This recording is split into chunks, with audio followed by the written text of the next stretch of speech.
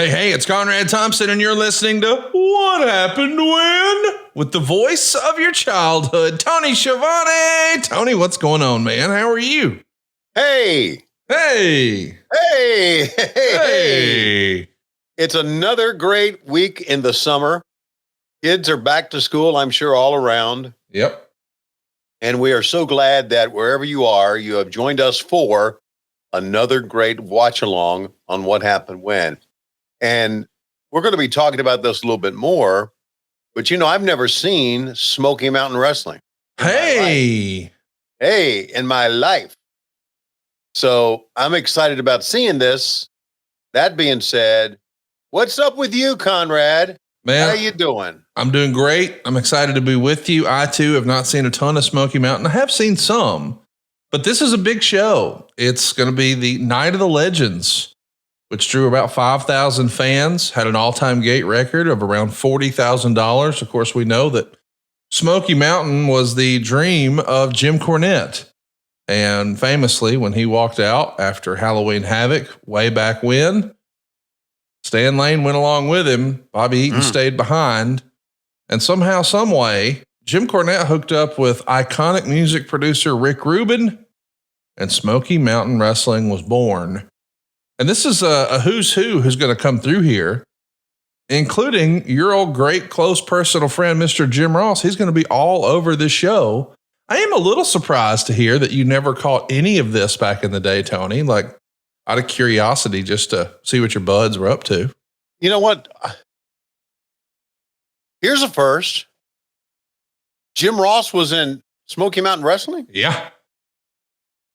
What year is this again? Well, what we're watching today is from 1994. Okay, so this is right after Jim Ross left WCW, right? No. So he left WCW and went straight to WrestleMania. Right. That was his first time. I remember. Right. And then Vince canned him. So he needed a gig and he went to Smoky Mountain. Vince canned him, what, a year later? Less than, I think. I mean, he fired him a lot during the beginning. Like when he started having bouts of Bell's palsy, and his facial paralysis started, Vince McMahon didn't think he was suitable for camera. Yeah. Right. So, and let's also mention, of all the times to jump ship to the WWF, 1993 with the looming steroid trial, probably not the best time, but It's not like JR had a lot of options. I mean, Eric Bischoff held his fucking appliances hostage and was going to take him off TV and make him a salesperson. He went from the A announcer to the C announcer, just doing television sales. And by God, Eric Bischoff held his mini fridge hostage. What was he supposed to do? Yeah. Don't fuck with a man's mini fridge. Never fuck with a man's mini fridge. Everybody knows that. So listen, we want you to watch along with us today. And I want you to pull your Peacock out. You want to go to Smoky Mountain Wrestling? Now, yes, the show actually happened on August 5th, but you're actually going to be looking for the show after that, which would be August 13th when it aired on television. So look for August 13th. It's Smoky Mountain number 133. And I'm excited for us to watch this. But before we get into that, man, there's so much going on in the world of wrestling, and perhaps nothing bigger than what's happening tonight. Our pal, the greatest wrestler of all time, Jeff Jarrett, is going to be stepping between the ropes tonight against Bryan Danielson on AEW Dynamite on TBS. It's an anything goes match with a special guest and Ricky the Dragon Steamboat live from Winston-Salem, North Carolina. Jeff Jarrett has said, not in character, real life Jeff Jarrett, he holds Bryan Danielson in the highest regard. He has the most respect for his game of anyone in wrestling now. He thinks he's the best performer, the best in-ring storyteller there is. And he's not saying in AEW, he means in the world. And if you've been a long-time Wrestling Observer newsletter subscriber, you know that nobody has won Wrestler of the Year as many times as Bryan Danielson. This guy has been in a league of his own for like 20 years. And tonight, Double J, as old as he's ever been, gets to step between those ropes against the greatest wrestler in the game today. And he's trying to channel his Toby Keith, man. He's as good once as he ever was. What do you expect tonight with Jeff Jarrett and Bryan Danielson? I expect an absolute great match. Bryan Danielson, Jeff Jarrett, and I agree about Bryan Danielson. I think there's no one like him on many levels. It's not only a performer, but a person. And when he first came to AEW, I remember how excited I was because I did catch a lot of his career thanks to, when you and I started podcasting, you said, hey, you need to start watching wrestling again. And so I did. And I started watching what was out there, which was basically all WWE stuff. And I saw Bryan Danielson, and I thought, man, this guy is tremendous. And he started working with us. And I remember we were in Chicago for All Out when he showed up. And he said, I can't wait to hear you call one of my matches. I said, are you serious? I can't wait to call one of your matches. So I agree with Jeff Jarrett. And of course, Jeff is one of the real great guys in wrestling. And I can't wait for this matchup. What a great job of booking this. If you think about it, why not have those two go at it? So, but there's also a lot that concerns me about Bryan Danielson in that he likes to wrestle, man. And he's banged up. And let's see how he does. He's going to push the pace. He's the greatest doing it right now. And I can't wait to see those two guys. Of course, there's lots of rumor and innuendo, but we know what this is all about. Jeff Jarrett says he is trying to get Bryan Danielson ready for his title shot against Swerve Strickland at All In. We're less than 3 weeks away from All In right now, Tony. And this time last year, I was saying this is going to feel like AEW's WrestleMania 3. And we know what a spectacle All In was. It's hard to believe that's been nearly a year.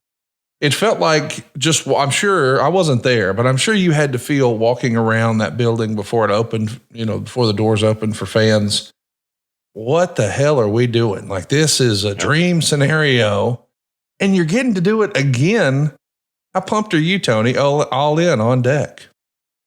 It was surreal last year walking around, like you said. I thought it was an incredible event for us, which it obviously was. And I thought we would go back. I thought, you can't do 81,000 people and say, okay, that's it. We're not going back and trying it again. And what was remarkable about it to me was the reception by the fans. Not necessarily that they came to the event, and of course that is incredible in itself, but that they were so responsive about whatever we did. Conrad, I walked out before the match started, and I was in the ring, and I was doing this angle with which if you go back and watch it, I had my sister watch it the other day when she was here. When I was in the ring with Jeff Jarrett and Sanjay and Karen, they did this little angle, and the angle started with me in the ring. Here they come walking in with their music, and then Paul White comes walking in, and Anthony Ogogo. So I'm standing there in the ring, and I start to talk. And these fans start singing my name, singing my name. And I told Lois, I said, I've never experienced anything like that in my entire career. To the point where I looked at her and I say, you never sung my name, bitch.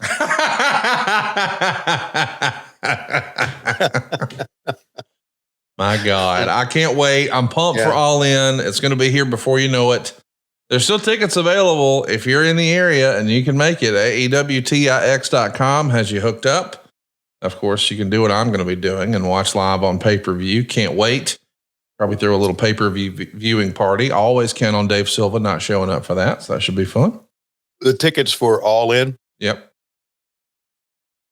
Ticketmaster.co.uk. Yeah, there's a link there, I'm sure, from AWTIX. Yeah. livenation.co.uk. We have to, I think we're, I'm supposed to say that instead. Yeah. Partnership. Okay. Well, hypothetically, you can go there where you normally find them, but livenation.co.uk. You can also find them. Yeah, and Ticketmaster.co. By the way, take a look at that graphic. I mean, there's a lot of fun stuff on this graphic, but what stands out to you first and foremost above anything else on the graphic? Toni Storm in black and white. Me too. How great is that? I mean, I'm just so impressed by her creativity and her commitment. I mean, you take a look at what Toni Storm's presentation was like in WWE, and you look at this, and they're two totally different presentations. And the commitment to the bit, I'm just so good job. You know what I mean? Absolutely. Yeah, top to bottom. Great angle, everything. Well, I'll tell you what, I'm a little disappointed that there's not more announced for All In. Now I'm talking to you as a fan, because I'm pumped about All In. Don't get me wrong, but I'm saying there's only been a handful of matches officially announced. We know Toni Storm and Mariah May is the one that I'm referencing and I'm pretty excited about. We know Swerve Strickland and Bryan Danielson, they're on a collision course for the world title. Mercedes Moné and Dr. Britt Baker, it's going to be a big match. I mean, Britt's back. That's going to be huge. Jack Perry versus Darby Allin, MJF versus Will Ospreay. So we've got 5 matches that have been announced, but I think, I mean, as loaded of a card as this is, I'm just not satisfied. And I don't think I'm alone in this. Do you know who Tom Campbell is? Does that ring a bell? No. My God. Tom Campbell is a friend of mine across the pond. And well, he wrote a little ditty that I'd love to get your take on. Now, of course, when he plays this on social media, he uses different imagery, but we don't want a copyright strike. But we do have permission to play his hit song. It's number 1 with a bullet. Let's take a listen. Hey,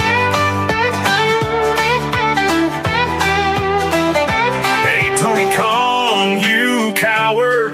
Book Jarrett versus Hangman Page. Hey, Tony Khan, you coward. Make Wembley Stadium the stage. Jeff been shown such disrespect.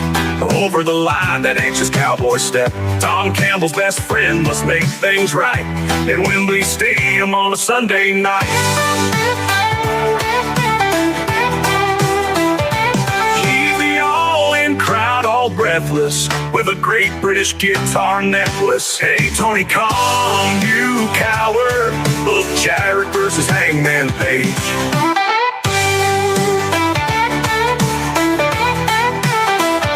Hey, Tony Khan, you coward. Book Jarrett versus Hangman Page.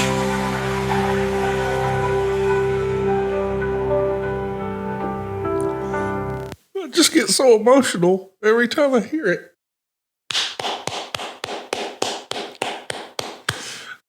I, for one, would really love if that coward Tony Khan would book Jeff Jarrett versus Hangman Adam Page. We need it, Tony.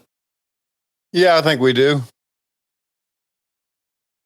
I want you to know that song has went number 1. It's charting right now over in the UK. And as you know, way back when, Jeff Jarrett, boy, helped make a lot of stars. You know, whether it was AJ Styles or it was Jay Lethal or it was Samoa Joe. I mean, he's launched so many careers, and perhaps none were more homegrown. No more talent was more homegrown than Taylor Swift. Yep, Jeff Jarrett gave Taylor Swift her start. It's a pretty famous story. He was looking for a babysitter, somebody he could pay by the hour to watch his kids when he went and hit people with guitar necklaces coast to coast. And he found Taylor Swift. And one day, while she was watching young Cody Angle run around the house, she found one of his gimmick guitars, tuned it, learned how to play.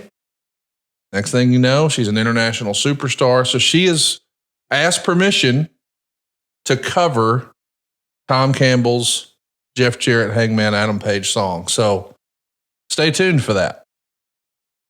I'm pretty excited.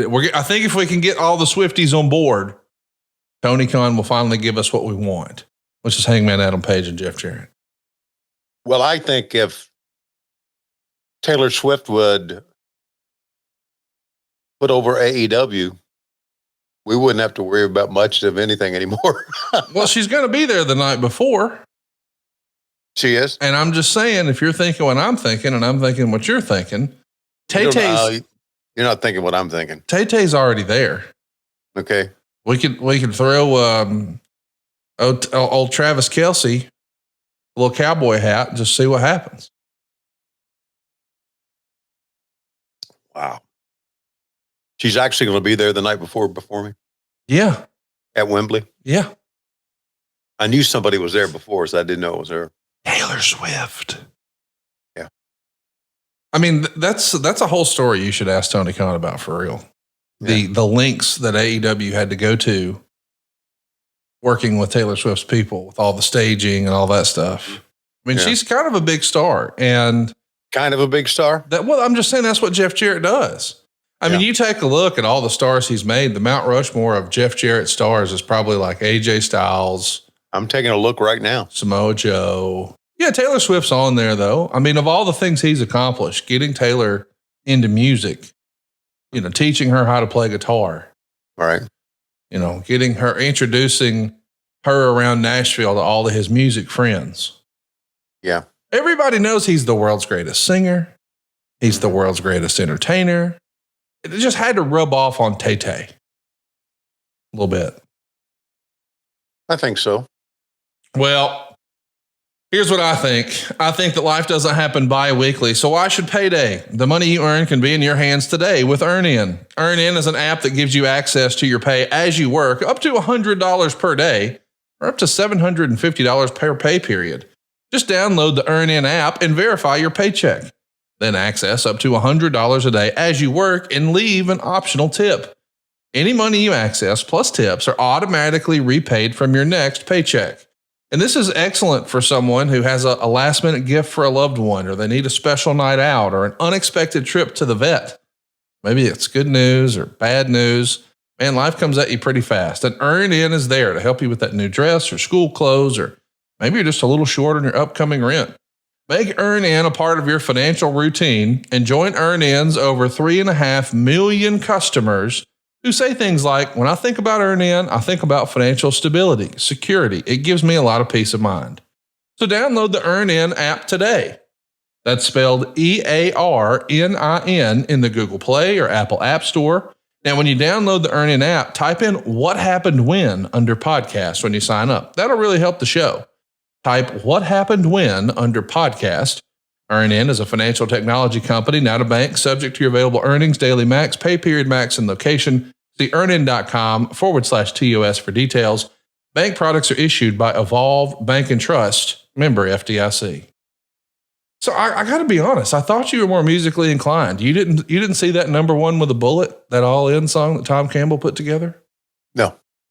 Wow. No, I didn't.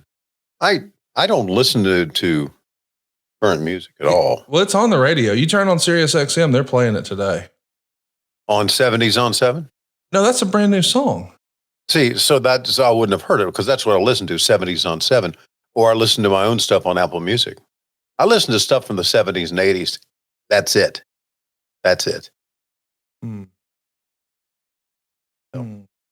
So that's how backwards in life I am. Well, I just learned that about you. I didn't know that, but I think we're all going to learn a lot more about you this coming Monday at WHWMonday.com, 8 p.m. Eastern. We're going live. Fucking thing. Going to be Ask Schiavone Anything. We're live on YouTube for free at WHWMonday.com. Going to be talking a little All In. Going to be talking a little AEW. Look in the rearview mirror, talk about some WCW. Want to talk about some buttons on some fur coats? We can do that too at WHWMonday.com. It's this coming Monday, August the 12th at 8 p.m. Eastern. Now, thankfully, there's no wrestling on television Monday night at 8 p.m. Eastern. Nothing Tony watches, that's for sure. So join us live at WHWMonday.com. You got nothing else to do. Again, Schiavone told me ahead of time, let's do it Monday at 8 p.m. Eastern because there's no wrestling to counter program us. That's WHWMonday.com this coming Monday, August 12th, 8 p.m. Eastern. Tony, is there any question that's off limits you don't want to talk about on Ask Tony Anything? I can't think of anything off the top of my head, but when you ask it. I'll let you know, go fuck yourself. Hey. So we're doing season 3, episode 33, right? I don't know, pal. We sent you all the information. We hope that you got your shit together. It's Smoky Mountain number 133. It aired on August 13th, 1994. Now, of course, it actually was taped on August 5th at the Civic Coliseum in Knoxville, Tennessee. You got any good Knoxville memories, Tony? Yeah, my Knoxville memory, when I think about wrestling in Knoxville, I have a lot of football and basketball memories there because the Dogs played there a lot, and I was with the football team for 13 years. Same thing with the basketball team. So, but my wrestling memory is when we all went there to honor Bryan Hildebrand. Oh wow, okay. And he was sick, and even Heenan came out. So that was a very emotional moment for all of us because we all loved him so much. But that's my one memory because that was at the old Knoxville Civic Arena. I say old, it was right up on the hill there. So that's my one memory of working in Knoxville. But most of my memories are, with football and with the hobnail boot story. If you're a Georgia Bulldog fan, you know what I'm talking about. With Larry Munson's iconic call that happened right there in that stadium. So that's about it. Hey, you know what? I do feel like you mentioned a famous call, and I was actually given this on social media because it was not on my radar.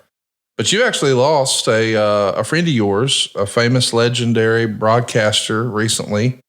I wanted to give you just a minute to speak about your friend. Jim Weber passed away, the longtime Toledo Mud Hens broadcaster. I was so excited when I started doing Gwinnett Braves baseball back in 2009 to be able to meet Jim Weber, because Jim, even before I started doing minor league baseball, I had known Jim or known of Jim. He started doing, this is how long he did it. He started doing Toledo Mud Hens baseball when I was a junior in high school. A junior in freaking high school. So I got to know Jim, and every time we would go to Toledo was a cool town. And they have a lot of restaurants and bars around their stadium, Fifth Third Field. And so Jim and I would always go out afterwards and have some beers or have something to eat and talk. And, he talked. I always asked Jim, I said, why didn't you ever get a major league job? And he said, I just love Toledo. And he said, I applied for a major league job one time in my career. And I thought that was so unique because every minor league broadcaster wants to get into the major leagues. You see that as a stepping stone. He just saw that as just being Toledo was his job. And they asked him one time, a reporter asked him one time, they said, Jim, when are you going to retire? And Jim said, retire from what? Watching baseball games? Oh, wow. So he knew the fun of what we were doing. And he was such a great guy. And I talked to a lot of the broadcasters in the International League who I knew and I still know, and some of them are still in the league, and everybody is just heartbroken about Jim because, and I don't know I haven't read since then about his death, but he was still doing games. I talked to Nick Curran, who's the broadcaster of the Louisville Bats, one of them, and I said, do you know what happened? He said, no, but he said, just this past Thursday, he and I, after the game, went out for pizza. Wow. So Jim was still very active. And yeah, if you knew anything, if you're from Toledo, like I know that our buddy Mike Dawkins is, everybody from Toledo knew of Jim Weber. And his death just shocked us all. It did. Good man, good broadcaster. A lot of fun. And he lived down in Florida, started living down in Florida in the off season. That smile you see on that picture right there, smiled all the time. And no one ever had a bad word to say about him. So there you go. Shout out to Jim Weber. I never got to know him or his work, but I can just hear the love in your voice and the respect that you had for him. He would always say to me, he said, "You ever think you'll get back in that wrestling thing?" Oh, wow.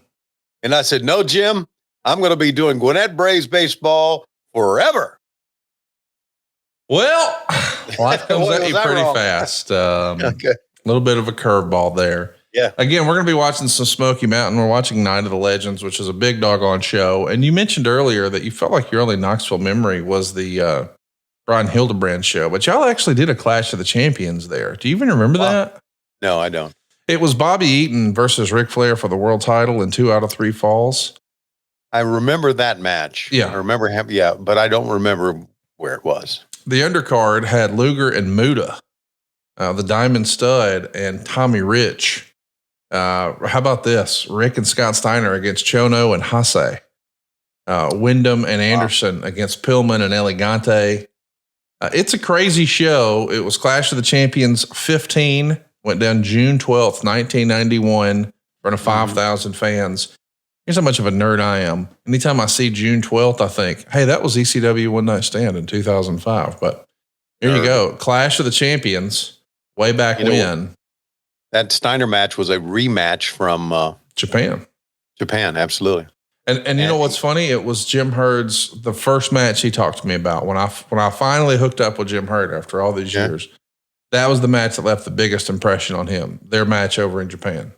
Yeah, well, that match stole the show. Yeah. That and Inoki coming out and doing an angle with somebody, it was that was pretty cool too. I was thinking about this and why I don't remember. I can remember matches, but I don't remember venues or where they were. Think about this the other day. If you go into an AEW arena, it pretty much looks the same, you know? Yeah. There's the ring, LED board, there's the banner, there's the entranceway, and there are the seats. And it's all kind of the same in a way. There's nothing unique about it with the exception of obviously going to Wembley. So all the arenas kind of look the same. The matches stand out, but I can never remember where that match was normally. That make sense? Yeah, no, I totally get it. I mean, on some level, most of the arenas do look the same on the inside. And I think that's probably by design. I mean, we want, it's funny because, my friend, Matt Kuhn, recently said, hey, one of the things AEW could do to differentiate themselves from WWE is get rid of all the video boards, because that is so WWE, all the video screens, all the video boards. And I had to just sort of almost close my eyes and imagine a world where AEW had a less flashy entrance. And it reminded me of like, man, how much fun we've had watching old Jim Crockett Promotions and how much fun we've had watching ECW. And I didn't need fancy LED boards and a bunch of pyro to enjoy either one of those. Yeah. And I like that less is more, but I'm curious, do you think it would translate as a television product? And I'm not so sure. Like, I know I, for one, would like it, but I do think if I was not a hardcore wrestling fan and I was just a television executive watching the program, I might think, man, we got to dress that up. Exactly. What do you think about that? I mean, as a one-off, could that be fun if we dumbed it down and did it old school for a show? No, I don't think so. Wow. And I think Matt Kuhn should just worry about whatever he does. Oh, okay. He shouldn't share an opinion or a thought on social. No, why don't he just start booking matches now? You got heat with Matt Kuhn? No, not at all. All right. It's good to know. Hey, somebody that I know you don't have heat with are the fine folks who put together a little baseball park out in the middle of nowhere. You posted this to social recently. I wanted to share it with everybody. When you went into the TNT Hall of Fame in Iowa, you and the fam, being a baseball family like you are, took a detour and you went to see the Field of Dreams. You posted a little video, and we're not going to play the music, but I would love to have you just sort of narrate exactly what the heck we're looking at and what's going on. But before we do that, I got to ask why you have such a hard on for Matt Coon. Is it because you've been working over the Blue Chew? I mean, our next sponsor needs no introduction. You've seen the ads. You've heard us talk about it a million times. And I bet there's a big part of you, pun intended, that wants to try it. You know what I'm talking about. Blue Chew. That's right. It's not your granddaddy's blue pill. This is the one. The OG chewable tablet for better sex. Blue Chew is a unique online service that delivers you the same active ingredients as Viagra, Cialis, and Levitra, but at a fraction of the cost and in a chewable form. The process is simple. You'll sign up at bluechew.com. You'll consult with one of their licensed medical providers. And once you're approved, you'll receive your prescription within days. Blue Chew's tablets are made in the USA, prepared and shipped directly to your door. And the best part, it's all done online. That means no visits to the doctor's office, no awkward conversation, no waiting in line at the pharmacy. You can take them anytime, day or night. So plan ahead or be ready whenever an opportunity arises. Blue Chew wants to help you have better sex. Discover your options at bluechew.com. Think of it as like a hot tag for your wiener. JR's got a few ladies on scholarship and he says, honey, just back up into it. Blue Chew wants the entire country rock hard, they told me. That's the mission. They will not stop until every man is bricked up like a brick house, until every tent is pitched, until every rod is raised. Discover your options at bluechew.com. We've got a special deal for our listeners. Check this out. You can try Blue Chew free when you use our promo code WHW at checkout. Just pay $5 shipping. That's bluechew.com. The promo code is WHW to receive your first month free. Visit bluechew.com for more details and important safety information. And we want to thank Blue Chew for sponsoring today's podcast. And Tony's Wiener Meat.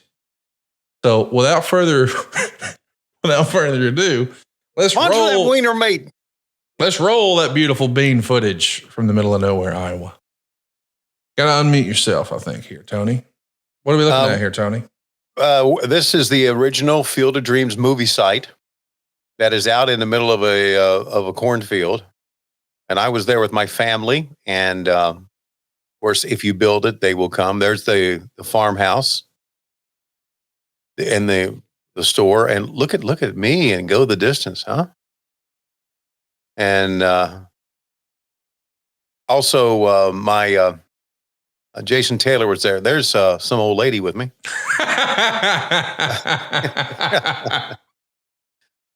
There was even a freaking yellow lab. There's my son Tim on the left, Chris on the right.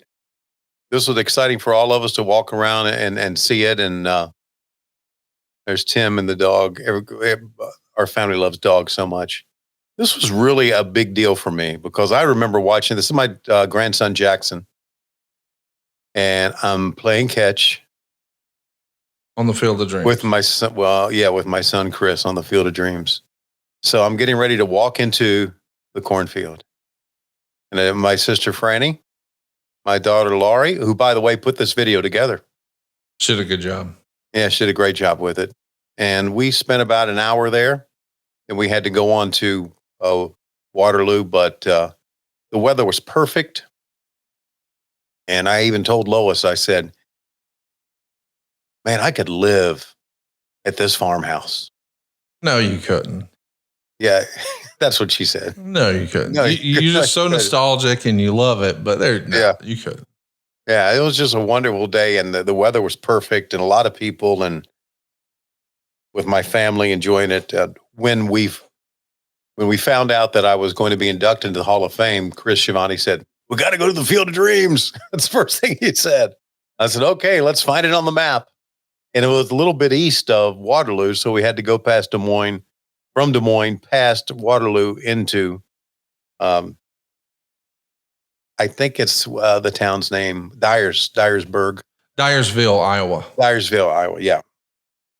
So it was worth it. And if you've ever seen the movie, it still holds up today. It's one of the great movies of all time. And James Earl Jones is in it. Ray Liotta's in it. Yeah. Moonlight Graham. You saw it. What did I see, Ray? You saw it. It was Burt Lancaster played Moonlight Graham, yeah. I saw the movie as a kid, it did not resonate for me the way it did you, but it came out in 1989. Do you remember seeing Field of Dreams in the theater, or would that have been something you saw on VHS? I saw Field of Dreams on the flight back from London. Actually, it was from Paris. From Paris with when I was working with the WWE. And I saw it on the plane and just cried like a baby. Really? You know, they say a lot of times an emotional movie on an airplane will make you cry more than in the theater. But that's where I saw it. It was just set up so perfectly with he and his father at the end of it. It was just very, very well done. Of course, I love baseball and been kind of my life. So with that in wrestling. Right. So it was very, very special for me, in a personal way. And hell, I came home and watched it again. So it's a movie I can watch over and over. I may have to watch that again with the wife one day this week. She's having surgery this week, unexpectedly. Oh, really? So while she's convalescing, maybe I'll fire up Field of Dreams. Yeah, that'd be cool. I hope she's okay. Yeah, she's just getting all her veins removed. That's all. Oh, that's great. Yeah. Her most recent fitness competition, they said she was too vascular, and I thought maybe that meant she could eat a cheeseburger, and she said, no, I'm just going to get my veins removed. So she's going to get those dug out today, so that'll be good. Option one, get surgery. Option two, eat a cheeseburger. I mean, listen, I did her part on the cheeseburger. The other night during SummerSlam, I fired up some cheeseburgers, and I had one for her. Yeah, did you have any Boca burgers on the grill? No, I did not, because I knew you weren't coming. I knew you were invited, but you weren't coming, so I bought the Boca burgers, and I threw those right in the fucking trash. I should have gotten in touch with you. Do you know why I didn't come? I assume you couldn't get it up. I don't know. Nope. Basement was flooded for the third time in our career. Oh, my. Yeah. What a disaster. Yeah. Is that not the biggest pain in the ass when you got something going on at the house? Like, I think I've talked about this on the show, but Cassio's been chilling at my house, and he had a family reunion, and the Mitchell family took at such your house monster shits, that it ruined the plumbing. I'm talking about busted the sewer line behind the house. So as you know, that house hangs on the side of a mountain. They had to drive down big excavators and scoop the earth away in order to patch up where he had doo-dooed. So, I mean, it was concrete, just busting the deal. And so after we got that fixed, then we had to figure out how to get the doo-doo up the mountain. So I had to replace the pump there. So, I mean, he had just total collapse. $13,000, $14,000, $15,000 later, I think we're done. And then he says, hey man, there's dookie in the street. And I'm like, what? And he's like, yeah, out in front of the house, there's a leak. And I'm like, what? How do you take concrete shits? How is that possible that you can process it this way? But they dug up my road, Tony, and they've put it back together. They found the leak, they patched it and had to re-asphalt. But it's been a process. It's a cautionary tale. If you're thinking about having Cassio Kid as a house guest or letting him stay at your place for a bit, just make sure your plumbing is airtight, because you're going to have issues. Yeah, absolutely.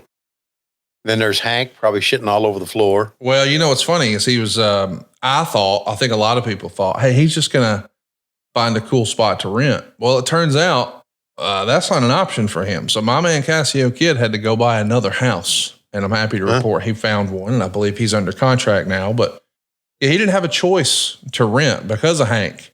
Or as I like to call it, that felony on a leash. Nobody rents to a pit bull owner. Felony on a leash. Well, that's what Hank is. I love Hank, but when you see Hank and that dog's more than 100 pounds and he's very muscular and he's showing me every tooth in his head, but not because he's a violent dog, because he's an idiot and he's smiling. And so as you get closer, his tail's wagging. He just wants you to lick. He wants to lick you to death. Never have I ever felt Hank's teeth, but he wants to show them to me all the time. Like, I'm so happy you're here. Yeah. I love you so much. And if it wasn't Casio, you'd be like, man, that dog's going to eat me up. And then you're like, but it's Casio. So this dog's probably got like a whoopee cushion on him somewhere. Yeah. Right. Yeah. So, well, there's an idiot and then there's the idiots that own it. Yes. There you go. The idiots and the idiots that own it. That's right. Hey, we do got a few other news and notes I wanted to hit you up with. I got tagged on social media no less than a dozen times over the weekend asking if something they saw on the Olympics is what you meant by low-key big hog. Did you see this? Yeah, I did. You sent it to me. This fellow decided to go pole vaulting. Uh-huh. And he's probably trained his whole life for it. Right. We're excited for him. But didn't work out. No, it didn't. What? Right there. Why? Yeah. Did Dave Silva... I thought we were going to show a video clip of this. We can't show the clip. We can't. And Dave Silva drew an arrow pointing to the man's crotch. What are we doing? The guy. This is not what I had envisioned for this. Me neither. The guy. So the guy. There you go. No, stop it, goddamn. We know where it is, Dave. We did the Blue Chew spot. You can take it off, all right? Shit, fire. There ain't nothing low key when you're zooming in and pointing. Look. Jesus. Woo, we got to have more meetings, pre-production meetings around here. Grant McCauley is the one that put that out there and had asked if this is what we meant by low. So what happened? The guy goes across, okay. And his wiener knocks the pole down. His wiener knocks the bar down. And it's obviously a pretty big wiener. Okay. And it knocked the down. So there it is. There's the wiener. For those of you who don't know where guys' wieners are, they're right between the left and the right leg. Right there. Right above the asshole. There's the wiener. You know what I'm fascinated by? What goes on in that mind of Dave Silva's? Where he's like, all right, Conrad had on the punch list today, penis pole vaulter. Let me go get some stills and draw arrows. I mean, it's a wonder he didn't have fireworks coming out of that motherfucker. Are we afraid that NBC is going to come down on us? Maybe. Who knows? Hey, I want to ask you a question. Do you think, like I know he spent his whole life working for this event. Right. And the amount of practice and dedication and commitment and perseverance and consistency, it's off the charts. Right. It didn't work out. Right. This happens instead. Yeah. I know that if you won a medal, that was the original goal. But I think this might pay more dividends than winning the medal. I think so too. I feel like his dance card is full. I feel like he could go viral with this and lean into it if he wanted to. And if someone was to say to you, Tony, let's say they're coming over to help you with the flood in your basement. Okay. And they're like, oh, so you're a sports guy? Oh yeah. Well, I see all these baseballs and I know that you got to be a sports guy. You ever watched the Olympics? Yeah, I've checked out the Olympics. Yeah. Well, back in 1996, I won a silver medal in pole vaulting. You would not say, oh my God, are you so-and-so? Because you would have no fucking idea who won the silver in 96 in pole vaulting. Right. But if he said, hey, I was in the Olympics back in 2024. Oh, were you really? Yeah, pole vaulting. Remember that guy whose wiener got caught on the bar? You'd be, oh my God, that was you? Right. I mean, boom, you're in. Right. Did this explode on social media? I'm sure it did. Oh, it went huge. And, it unfortunately became political too, because there's lots of political idiots who made that a whole separate thing. And it was like, what did they really? Yeah. Wouldn't you like just take those people and wrap their wiener around a pole vault? I'll tell you what, we're not going to talk about politics on the show. That we're the escape from real life here on the program. Mm-hmm. But I will say they've been running better wrestling storylines than wrestling this year. It's unbelievable. I mean, just the theater of American politics, I always knew existed, but I don't think I knew just how over the top it could be at times. Yeah, it's terrible. Oh man, it's wild. And speaking of wild, is how effective the AmazingKind.com has been for what ails you. They've got an incredible opportunity here. And what I like best about the Amazing Kind is, man, the founder, the creator, he's one of us. He's just a big wrestling fan. He actually used to work for the WWE as a producer and editor, working on commercials and marketing. And then he decided to start the AmazingKind.com. It's a family-run business that specializes in plant-based pain relief balms, rather. They got all the creams, the gels, everything you're looking for, the balms, even the infused oils. So let me explain how this works. If it's hurting, put it on. For certain, it's going to help. And if you're having trouble sleeping, if you're having trouble focusing, man, the infused oils, they're for you. The Amazing Kind has a wide range of high-quality topical balms, creams, and gels for all your muscles and joints. But the infused oils and soft gels for mood support and sleep, that's where it's at. My wife has had trouble with her shoulder this year. And when she's having trouble sleeping and tossing and turning, man, just a couple of drops under her tongue, boom, the Amazing Kind has her hooks up. She doesn't have trouble falling asleep or staying asleep. She has fewer nighttime awakenings. If you're looking for better, longer, prolonged, deeper sleep, the AmazingKind.com can help. And I'm telling you, you rub a little bit of these balms and gels, the topicals is what we'll call it, on the afflicted area. So in her case, it's the shoulder. Man, it makes an almost immediate difference. It can help you too with your sore muscles, your stiff joints, your backaches, your arthritis. Maybe you've just been on your feet all day. CBD topicals from the AmazingKind.com can really, really help ease those areas of pain or discomfort. It also acts as an anti-inflammatory agent. Lots of people use it for muscle recovery. That's what my wife's been using it for. It'll help soothe post-workout soreness, reduce that muscle tension. It's got antioxidant and anti-inflammatory properties too. It can also help, we're talking about your skin, with things like acne, psoriasis, eczema, even dry skin. But it's a game changer for people with fibromyalgia or neuropathy. If you've got chronic pain, the AmazingKind.com can help. And if you're having trouble sleeping, I want to recommend their CBN products. I talked about those oils that you can just drop under your tongue. CBN is where it's at. And I have to admit, before the Amazing Kind, I knew about CBD, but I didn't know much about CBN. The way I remember it is that N to me means nighttime. Now, it probably doesn't, but it does for me, because I know if I'm having trouble sleeping, if I really need to get a good night's sleep, reach for that Amazing Kind, a couple drops under the tongue, I'm good to go. Check it out, man. TheAmazingKind.com. They've got something for you, whether you're looking for CBD, CBG, or CBN. We really believe in it because we've tried it, and we hope you'll try it. I know you're going to love it. Go right now to TheAmazingKind.com. Get 20% off all of your orders when you use our promo code WRESTLE. That's AmazingKind, KIND.com. Get 20% off your entire order when you use our promo code WRESTLE.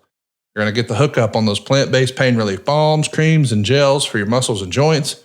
And don't forget those infused oils for mood and sleep. It's been a game changer, man. What's Lois thinking about TheAmazingKind.com? It helps her sleep. She tells me all the time. She says, I have my best sleep now that I've ever had. And I know because she wakes up after I do. She used to wake up before me, but I'm the first one up now. And it's like, what? Get up. Nah, never mind. I'd rather hang out with the dogs anyway. So she does get her best sleep. So it's been great. It really has. Check it out, TheAmazingKind.com. Be sure to use that promo code WRESTLE.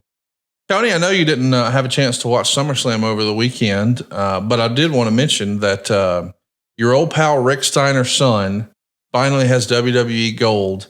He is the Intercontinental Champion. Of course, his wrestling name is Braun Breaker. But man, I just love the connective tissue of WCW, and they showed a box that night, and we saw DDP and Rick Steiner and Scott Steiner and Kevin Nash and Sean Waltman and Miss Jackie all sitting together. It was really, really cool to see all those guys there, and to know that, you know, his dad and his uncle were in the stands when he won the Intercontinental Championship, a title that neither Rick nor Scott ever won. Right. That was a fun deal. I think that's one of the things I like most about wrestling. I know you didn't get a chance to see it, but what's your reaction hearing that Rick Steiner's son is the Intercontinental Champ? I'm really excited for him. I met him when we worked State Farm Arena, or back that time, I think it was Phillips Arena in Atlanta when we were first, remember the Cody match in the cage with Wardlow? Yeah. Mm-hmm. Rick's son was backstage and we talked to him and I got to know him back then. Rick and Scott are two of my favorite people of all time.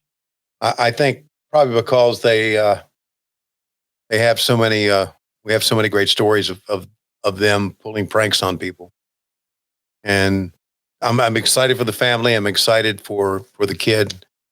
I've never seen him wrestle, but I'm sure that putting the IC strap on him means they have a lot of confidence in him as far as his character and his work are concerned. So, imagine if Goldberg was actually ever trained, Tony.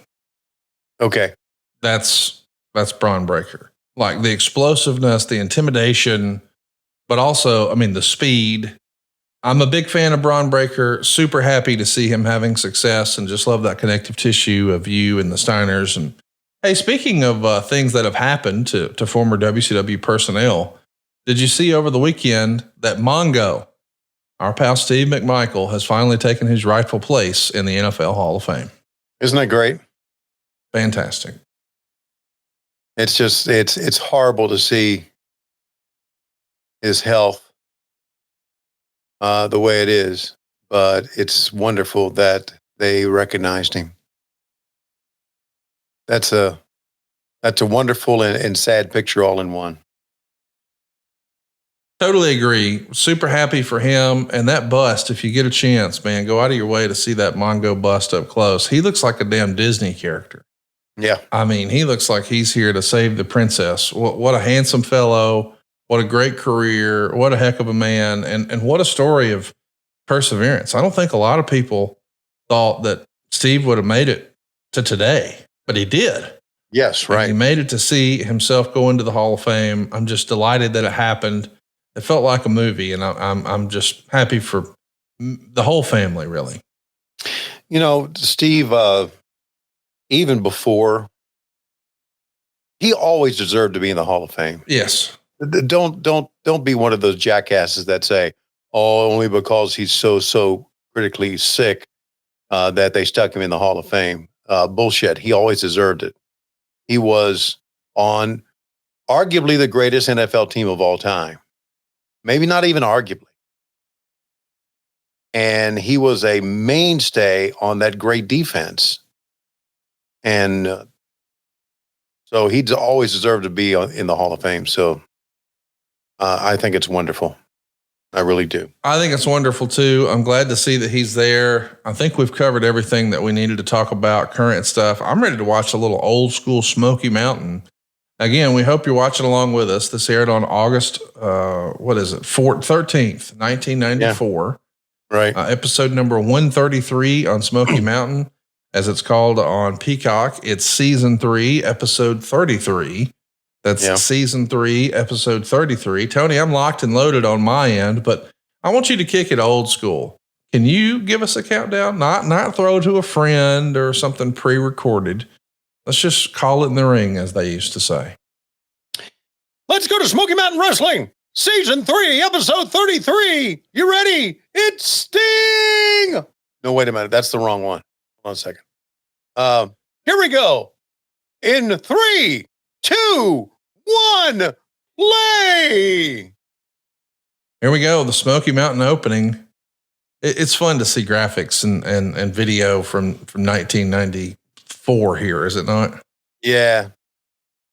Yeah, it is. Now, interesting that is Smoky really spelled S-M-O-K-Y? I thought it was E-Y. Well, that's the way they spell their Smoky Mountain Wrestling. That's the way they spell their Smoky Mountain. Yeah, that's the way they spelled their Smoky Mountain.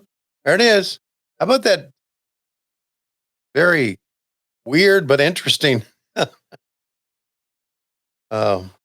is probably the most successful event in the history of Smoky Mountain. Look at that building here, and look who's right in the middle of the ring. the Dapper Don himself, Jim Ross, talking to Mr. Les Thatcher. Les was at the, by the way, was at the ceremonies. Oh, out in Waterloo, yeah. Yeah, I brought his name up. I said, I used to watch Mid-Atlantic Championship Wrestling with Bob Caudle doing the play-by-play and Les Thatcher doing interviews. And he did. He used to do interviews for Mid-Atlantic Championship Wrestling. This is the first appearance of Jim Ross in Smoky Mountain after he's been let go after his first bout of Bell's palsy. And this is a fun show. I recommend everybody check it out. I know you'll probably want to listen to it with the sound on because you know that, well, JR's good at what he does. Man, great at what he does. The champions at the time, just to give you some context for the promotion, the heavyweight champion is Dirty White Boy, who we know as Tony Anthony. We would see him as TL Hopper, the wrestling plumber over in the WWF. We also have the television champion. It's Suicide Blonde Chris Candido.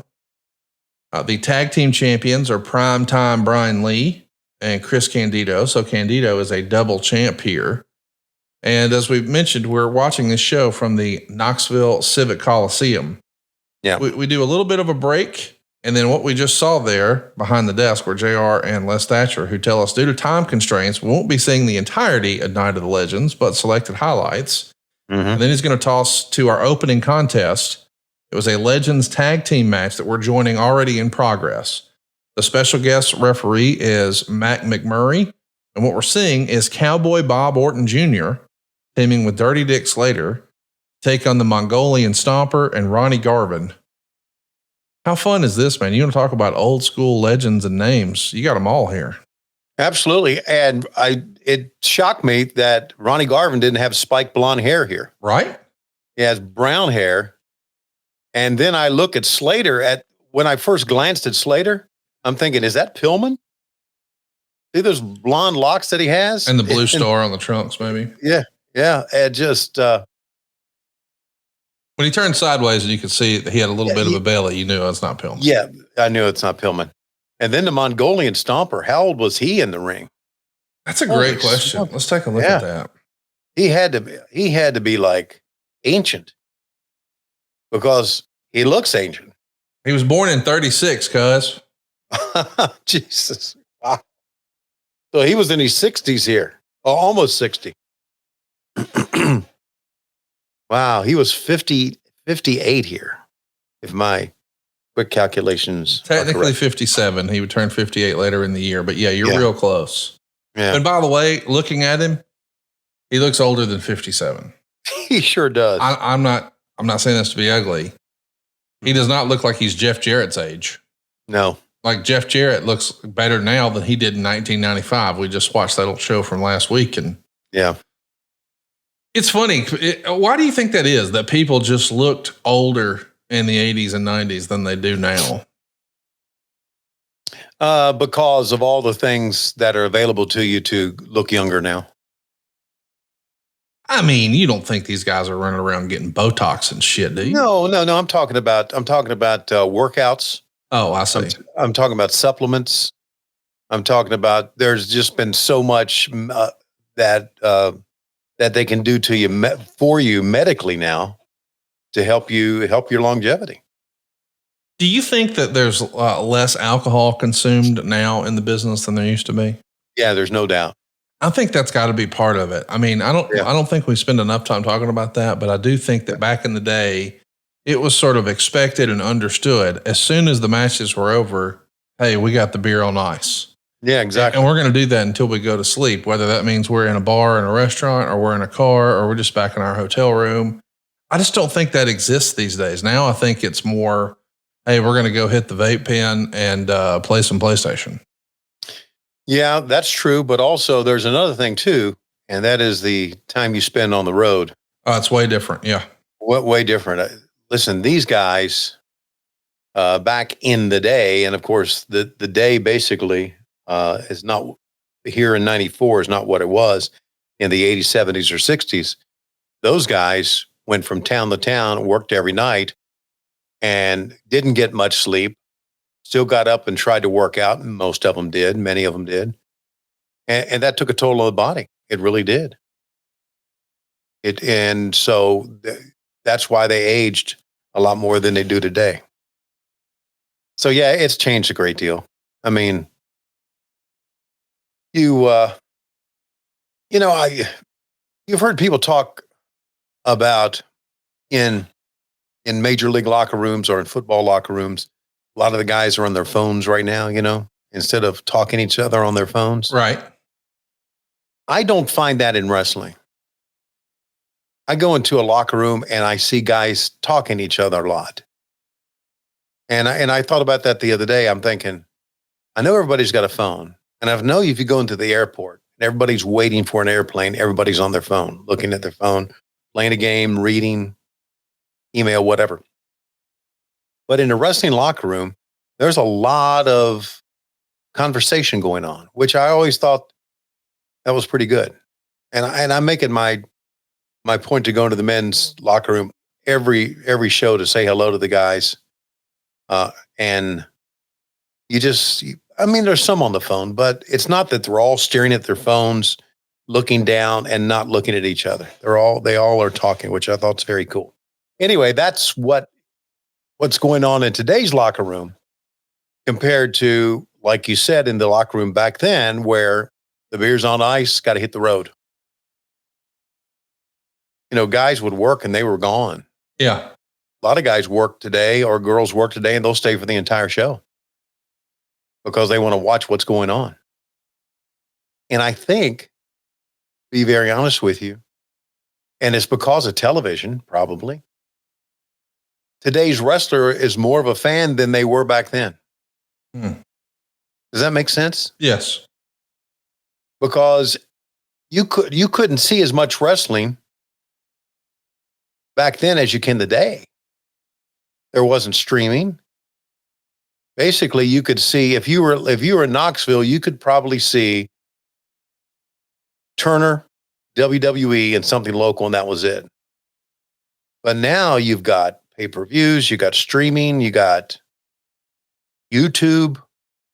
So you can be more of a fan today than you were back then of wrestling. Not to say they weren't wrestling fans, the wrestlers back then. You can consume more now. Exactly. We've got 5,000 folks here in the building. 4,400 of those are paid. This went down August 5th, 1994. And the actual show would feature an in-ring promo with New Jack, Mustafa, along with D'Lo Brown. This is the era where New Jack is doing all the controversial stuff, giving shout outs to O.J. Simpson and things like that in 1994. And this is around the same time where they started putting disclaimers at the bottom of the television whenever he would cut those promos. This is actually the third match on the evening. Chris Walker would pin Richard Slinger. What's your favorite Chris Walker's match? I remember that match that he had in Knoxville back in 1994 against Richard Slinger. That was a pretty good one. Chris Walker, if you've never taken a look at him, he used to use the name Conan. Go out of your way to just Google image Chris Walker. That dude looked like a star. Just didn't work out maybe the way people thought. Next up would be Doug Furnas, who a lot of us saw with Furnas and LaFawn in the WWF, and they certainly had a lot of success over in Japan. And he would beat Killer Kyle with a modified Frankensteiner. And this was match 3. As you see, it's breaking down here. They're going to go to a double DQ in 11 minutes and 50 seconds. We got about 7 minutes of that on the playback here. A lot of legends in this one, man.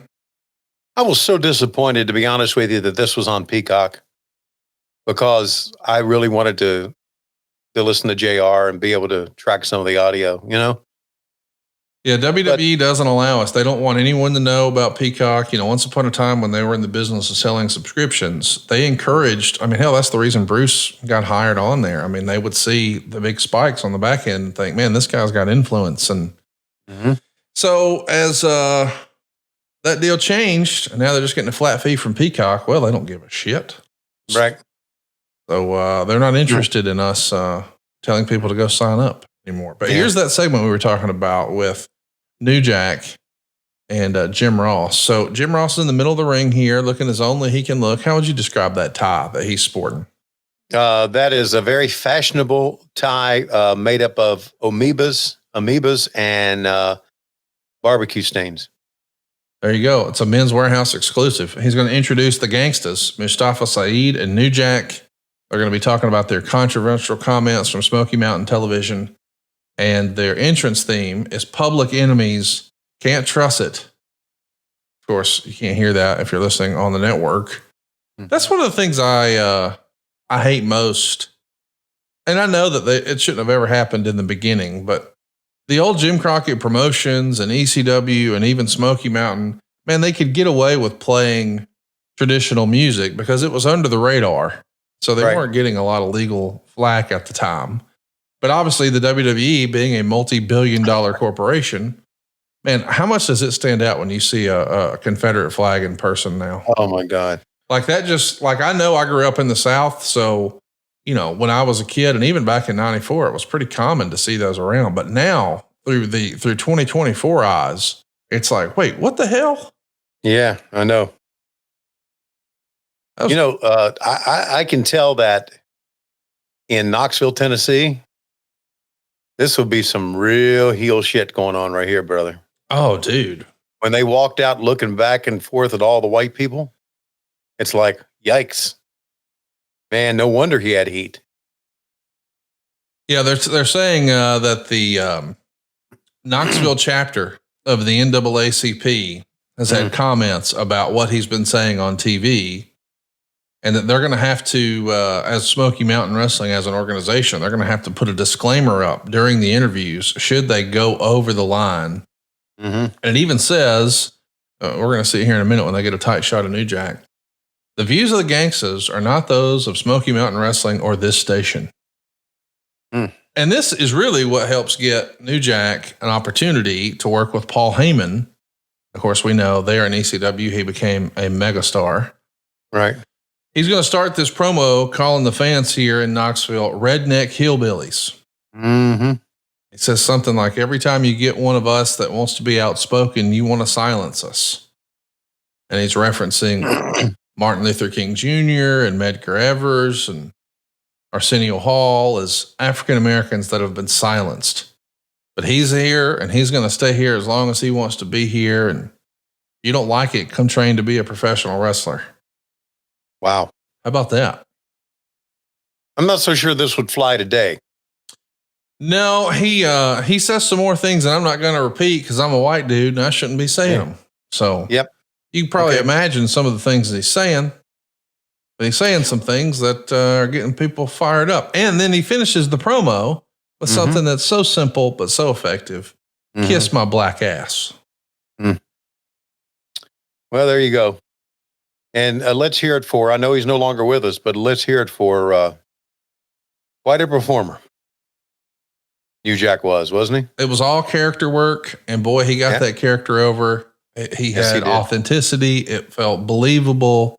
And what's amazing too is, and I'm not saying this to be negative, but it's amazing when you take a look at the stars in wrestling back then and their actual quote unquote wrestling skill. I'm talking about bell to bell, not as an entertainer, not as a talker, not as a character, but I mean headlock takeovers, drop toe holds. You take a look at what some of the stars were back then versus now. It feels like the skill set, the volume's been turned way up. Yes, of course it has. Of course. Appreciate everybody hanging out with us here live as a part of our studio audience. DJ Turn Up was up here early, and Adam first, and Bad Money Slim, and Coach Rosie, and Rajiv, and Doug Ritter, and DJ Turn Up said he was going to come up with another countdown for us, which scares the hell out of me.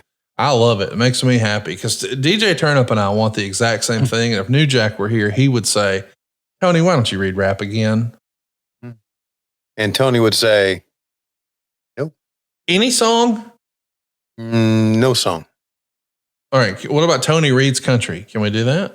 Nah, no, I'm not going to do that stuff because there's only one authentic, real country singer out there.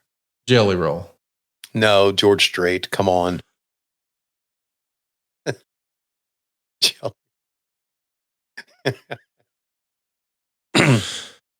Oh, goodness. Hey, what about Tony Reed's 70s and 80s hits? Because, you said you only listen to shit from the 70s and 80s. What if we had some 70s and 80s hits? No. Are you anti-fun or? Yes, I'm anti-fun.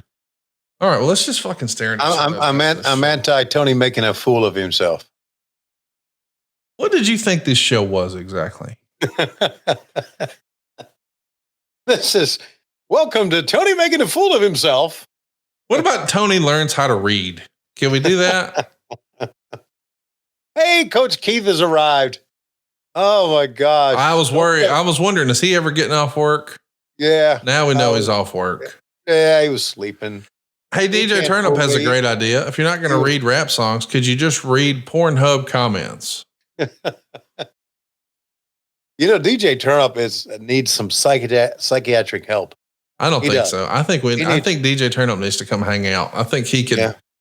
I think if DJ Turnup was staying in my old house, he wouldn't have blown up the sewer system. You know what I mean? He'd have just made that shit disappear. Yeah. We got a couple of different questions here. Rajiv wants to know, what was the opinion of Smoky Mountain amongst those in the business? Did you think it would last longer than it did? I was not familiar at all with Smoky Mountain. There was no talk about it in WCW at that time. I was really unfamiliar with it until later on. So there was no talk amongst anyone in the business at that time. We just finished the New Jack interview. Yep. So we're getting right into another match. This should be a fun one. This is the same venue where we did the Bryan Hildebrand show. Yeah. Yes, the Bryan Hildebrand. Look at this, my God. Look at Cornette's outfit. The gold pants, the black jacket with some gold trim, a gold bow tie, and the tag team, the Heavenly Bodies. Dr. Tom Pritchard with the best looking head of hair and wrestling back then. Yeah. And the Gigolo, Jimmy Del Rey. Wow. You ever spend any time with Jimmy Del Rey? Not that I recall. Dr. Tom Pritchard was inducted, by the way, into the Hall of Fame. Absolutely. Long time coming for that guy. Holy smokes. One of the best trainers of all time. Yep. If you can train Kurt Angle, The Rock, and Vince McMahon how to wrestle, you've done some things. Yeah, there's some great trainers out there, and a couple of them are with us right now, like Pat Buck, Chris Hero, Jay Lethal, great trainers. And I'll miss a few. But Dr. Tom Pritchard's probably at the top of the list of everybody. Hey, what about Bobby? He's got a suggestion over here. If you won't read rap and you won't read Pornhub comments, what about Tony Reed's owner's manuals? Hey, I can do that. What about a phone book? There's no such things as phone books anymore. Yeah, they are. People still have phone books? Mm-hmm. Yeah. Are you serious? Yeah. Do they have cell phone numbers in them? Does anybody that doesn't own a business still have an actual phone with a phone cord in their house? I do. You really do? Yeah, I have to. At the Huntsville house and at the beach house, I have phones. Why do you have to? Well, there's an elevator.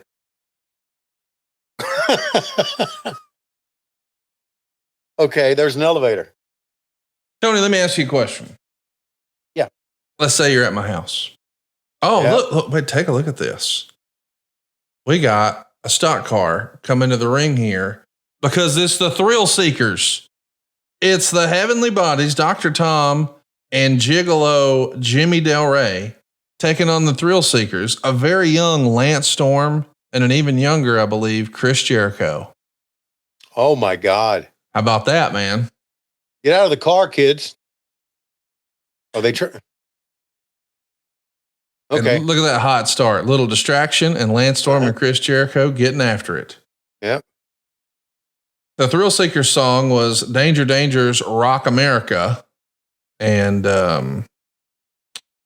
Heavenly Bodies came out to Edgar Winter's Frankenstein. We should mention that you see Chris Jericho in a cast there. It's because earlier that day he was practicing a shooting star press and he broke his damn arm. So that's what we're explaining on TV. We're going to say that he was in a motorcycle accident, but that's actually not what happened. He broke it during a shooting star. But you can actually, I'm sure, bring this up to Jericho, because if you've never seen this match, you're in for a treat. This became a tape trader dream because of something that's going to happen here that, well, you'll know it when you see it. Let me say that. Okay. A tape trader's dream.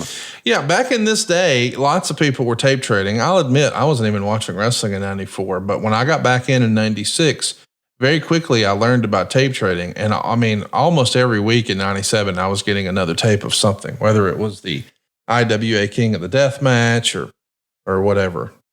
Our crack producer, after that suggestion from Bobby about we should have, I can't believe this was real, we should have Tony Reed's owner's manuals. Dave Silva's dirty ass mind immediately goes to, we got to find a pocket pussy owner's manual. So I don't even know where you would find that, but I know Dre has a whole collection of them because I busted his ball. Dre, my buddy at the boot, we call him Top Rack Jones because I asked him once he makes a deposit, how does he clean that out? Because that feels weird. I mean, I can't imagine a sadder, more depressing thing than not only did I just hammer down on this plastic, hey, stop. but now I'm going to run my fingers around and under the sun. For crying out loud, stop. So I said, what do you do? We have taken a hard left turn into who knows where the fuck are we going. So I said, what do you do? Just put that shit on the top rack of your dishwasher next to your baby's sippy cup? And he said, yes. So Top Rack Jones is what we should all refer to Dre. Next time you're at the boot on South Parkway in Huntsville, my favorite watering hole, you're there on a Monday, Wednesday, Friday, or Saturday, be sure to say, what up, Top Rack Jones? And he will just shake his head that I have outed him. Actually, Dave Silva did. It was Dave's idea, not mine. Not mine. Geez. Tony, what was your first time like with a pocket P? Oh, stop.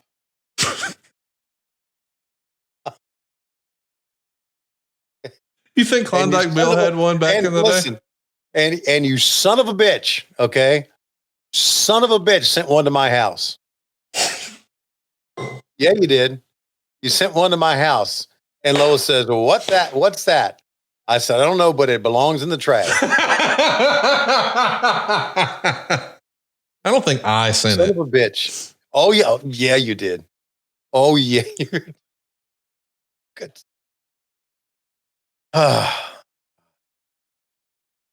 Okay, back to wrestling. Coach Rosie wants to know, was it ribbed? Go to hell, Coach Rosie. I thought what we're watching now, Dr. Tom squaring off with Lance Storm. And look who the referee sitting on the bottom turnbuckle is. Bryan Hildebrand.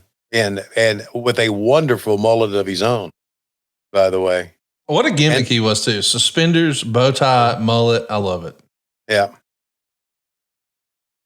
And not only that, he was a damn good referee, man. Yeah, he was.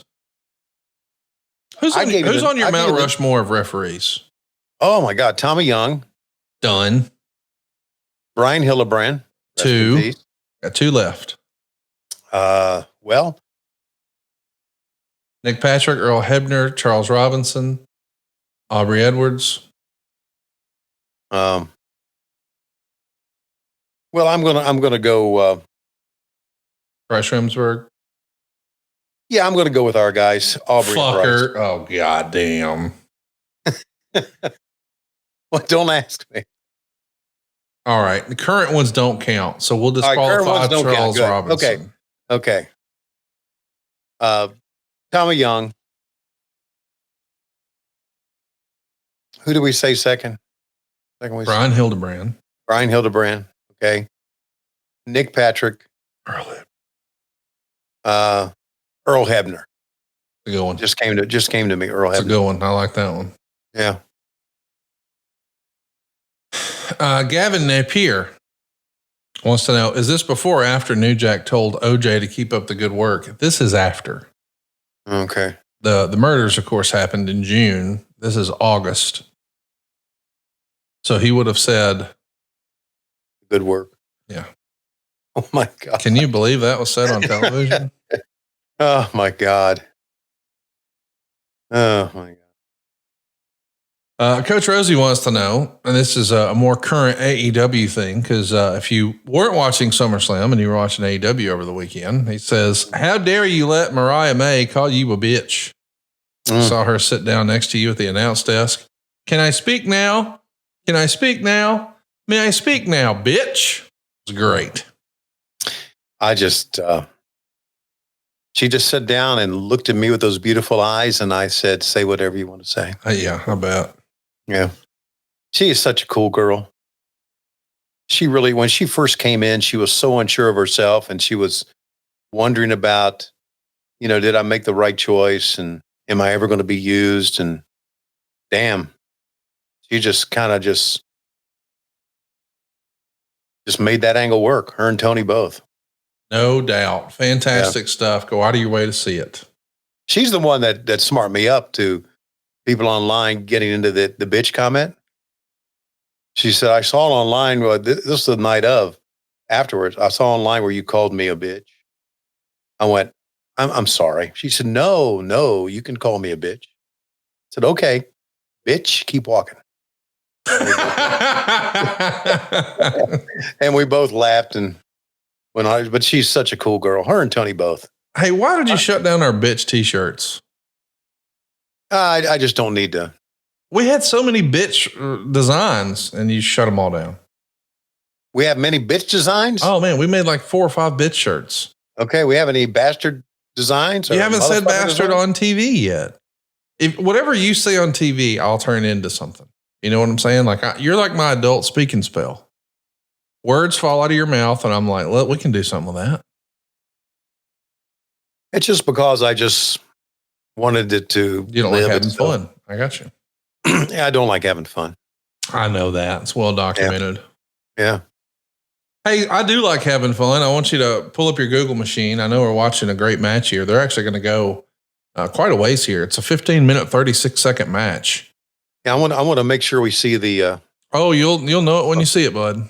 Okay. Look at Gigolo. Is that the dance you used to do for Lois before you gave her 14 kids? Yeah, kind of. My belly wasn't that big though. So go to www. Oh God. What? www.di.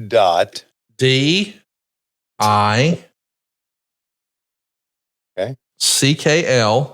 Okay, pass. Hang on. AZERS.com.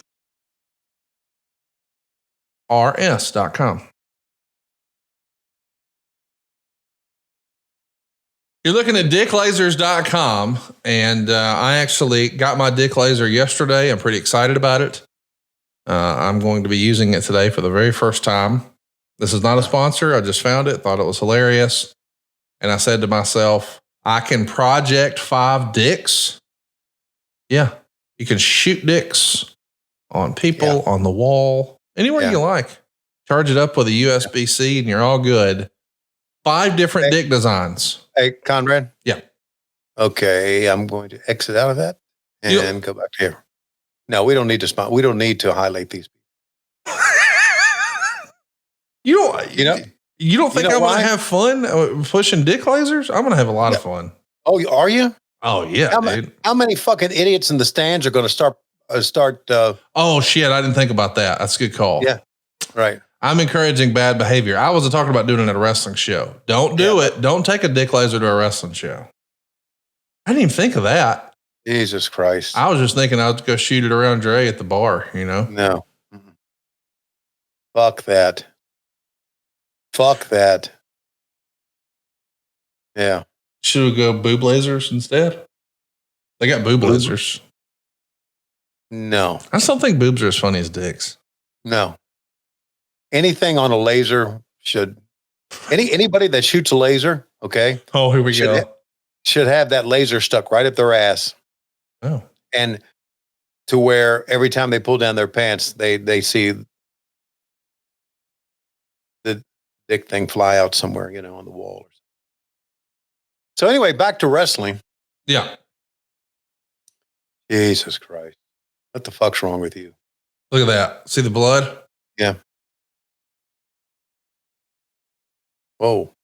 Jimmy Del Rey shooting Lance Storm the bird. What about Lance Storm's rat tail? Would you consider that? Would you consider growing a rat tail and then dyeing it blonde? I think that would be pretty cool. Dude, it'd be badass. Yeah, it really would. Whose blood is that? Jericho's. He's bleeding a gusher. Oh my God.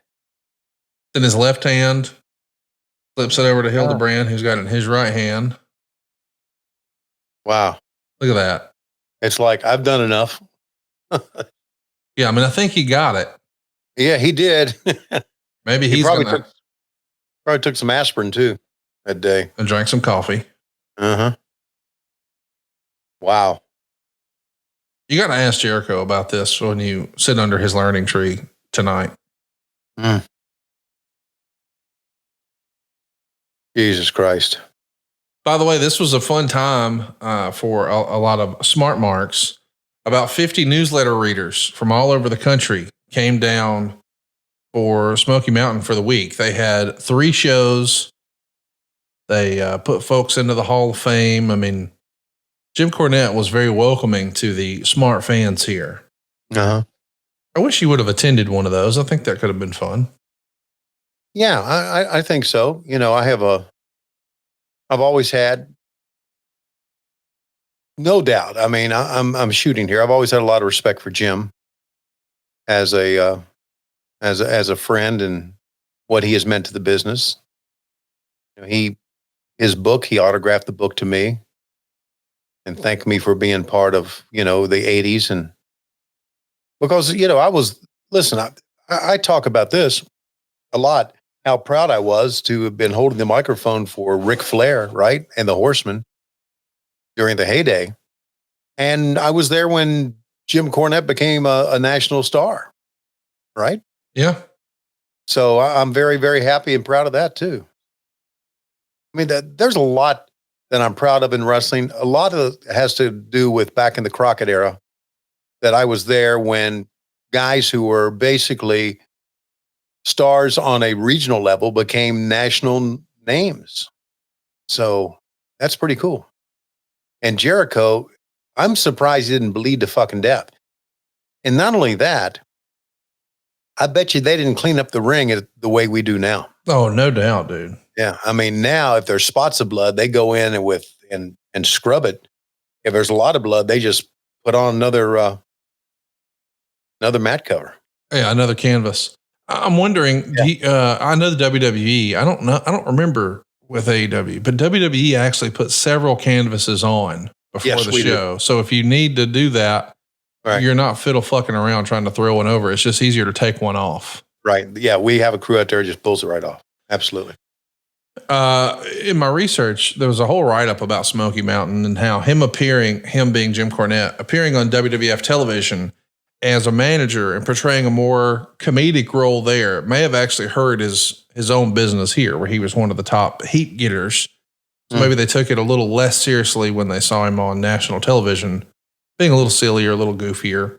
Yeah. He would also write, Tim Horner, who along with Sandy Scott had been one of the prime forces in getting the group off the ground, had split with Cornette over several disputes and began wrestling on opposition shows in the market. I'd love to pick Cornette's brain about the Sandy Scott stuff, because you were pretty good friends with Sandy once upon a time, weren't you? Oh God, Sandy Scott's one of my favorite people of all time. When I worked in the Crockett's, Sandy Scott and I shared an office. So I got to know Sandy very well. Lois and I went out to dinner with Sandy, his daughter, and his wife. And one of the things that, and of course, as you know, and you will certainly jump on this one with both feet. As you know, I'm not a good friend. Worst. Yes. And so Sandy Scott died and I didn't even know he died until later. Oh, and wow. Had I been a good friend of Sandy's, I would have known, right? And would have been there to the funeral. Jesus Christ. I mean, 94 was right in the midst. Look at Bryan Hildebrand. Yeah. Covered in that blood, man. I wanted to mention that this is a major moment in Chris Jericho's career we're watching here, not just because of the blood, but the doctors were adamant that he should absolutely, positively not be wrestling. This is a legitimate broken arm. And he wrestles the match, bleeds buckets, and then afterwards has 2 rods and screws put in that forearm.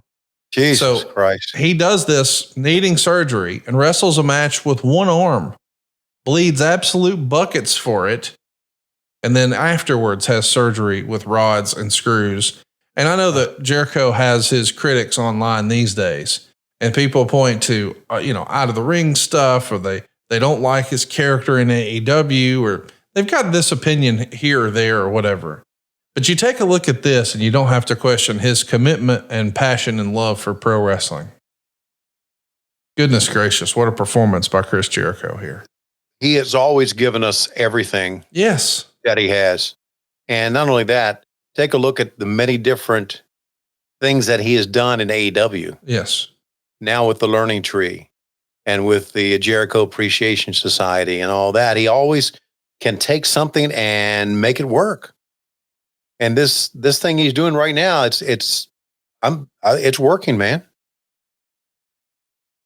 They did a 30-minute ceremony. They're going to go ahead and honor a lot of folks here. Tommy Weathers, Mac McMurray, Ron West, Bob Polk, Corsica Joe, Sarah Lee, Dandy Jack Donovan, Frank Morrell, Billy Wicks, Nelson Royal, Rick Gibson, Mongolian Stomper, Jim White, Doug Furness, Don and Al Green, Ron Garvin, Phil Hickerson, Bob Armstrong, Dick Slater, Bob Orton Jr., Sam Bass.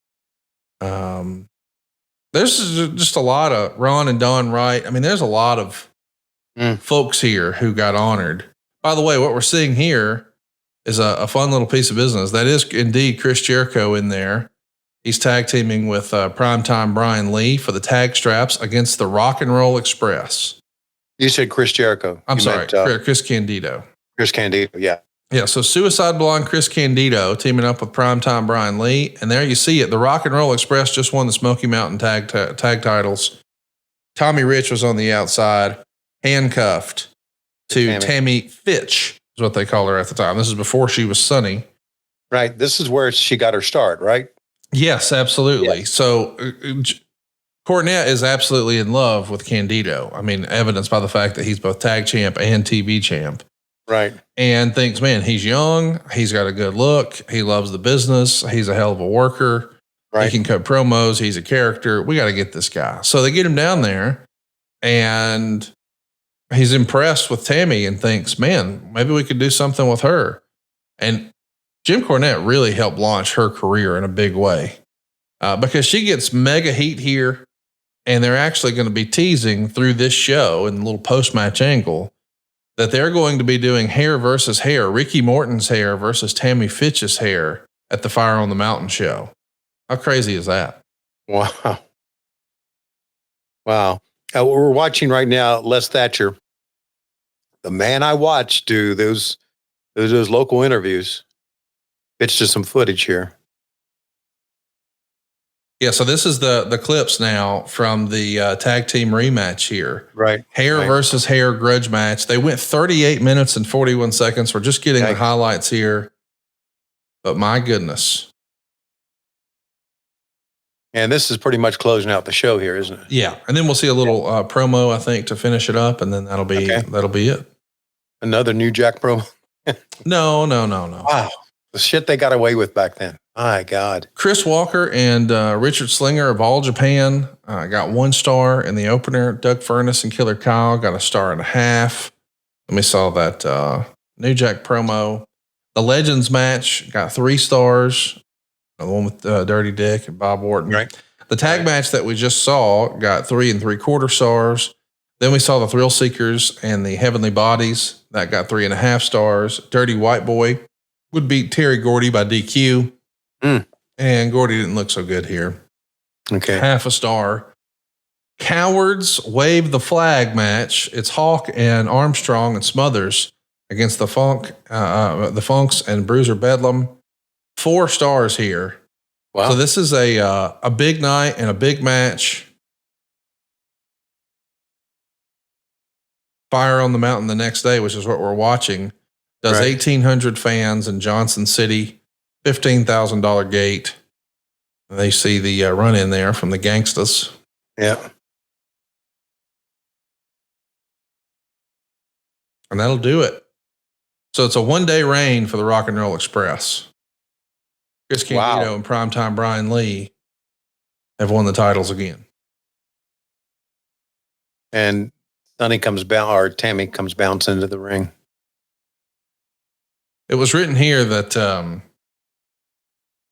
Morton and Gibson went to the back and brawled with Lee and Candido back into the ring and got a little more of Candido's hair. But after the heels ran off, the Rock and Rolls were booed as they left in the ring and blah, blah, blah. They were talking about how Cornette had killed the town, which may be an overstatement. Supposedly the original plan was to shave Candido bald, and I'm not sure why it didn't happen, although it was suggested the two couldn't reach an agreement on price. In Mexico, where hair versus hair matches are more prominent, wrestlers for years have told me stories about cities being killed when fans were screwed on hair versus hair results, or when they'd shave the heel's ref's heads after he was screwed in the hair match, which is usually a result of what it would take to get the city back on its feet. That's one of the reasons that Jerry Estrada was suspended for screwing up the haircut stipulation at the first Triple Mania 2. In this case, the idea behind it was a miscalculation. There's nothing inherently wrong with miscalculating how an audience will respond, as that happens with every promoter. But there is something wrong with bait and switch advertising. What do you think of that?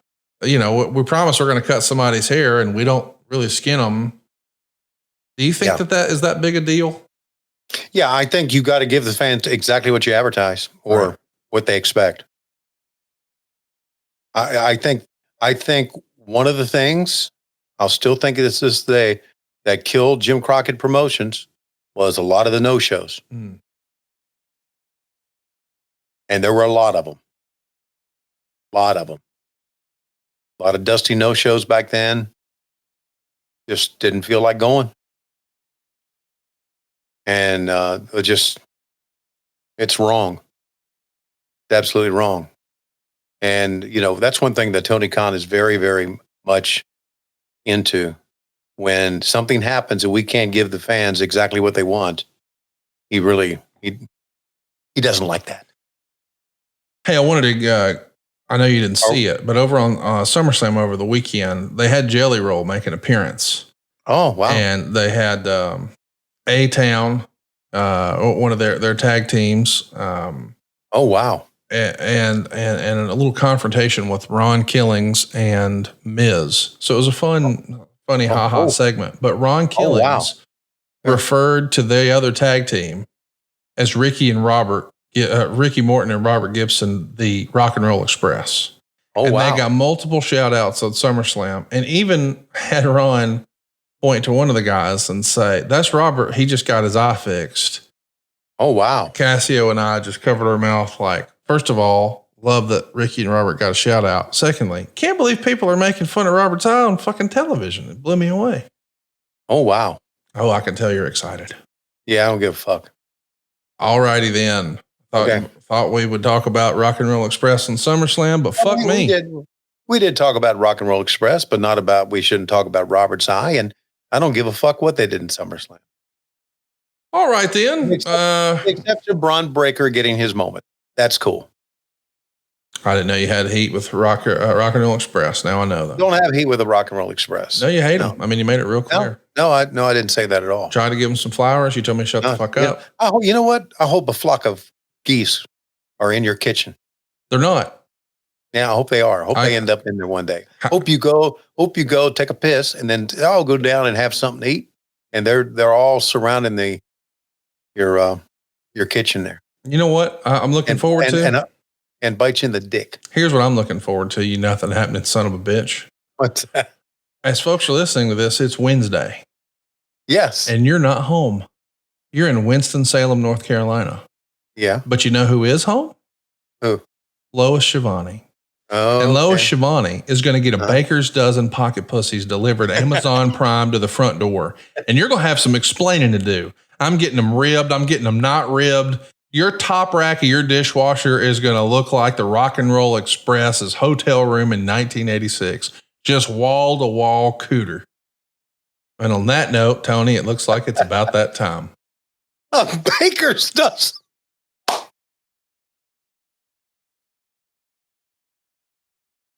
The line you never thought you'd hear, and what happened when you just heard it. Because why? Because that's the shit that we do here. We're desperately out of time. We will see you next week on What Happened When. We come to you each and every Wednesdays on Westwood One. But Mondays, we come to you only on Patreon. Patreon.com/WHW Monday. And of course, adfreeshows.com. All hood. SaveWithConrad.com. My name is Doug Gustafson, and we are from Columbus, Ohio. First learned of Conrad through his podcast network. I'm a big 83 Weeks fan. Probably got into a little bit more credit card debt than what we wanted to during the course of the pandemic. We wanted to get rid of some of that. My wife and I had luckily bought the house many years ago and had quite a bit of equity built up in it. We are looking to actually redo our bathroom, things around the house that we wanted to do with the other equity that we have left over. We've been talking about refinancing forever, and I finally just took the plunge and called the number, got a hold of him, and from start to finish, it was just fantastic. I had Diane within the day. The communication with her was fantastic. The process moved quicker than I could have ever hoped.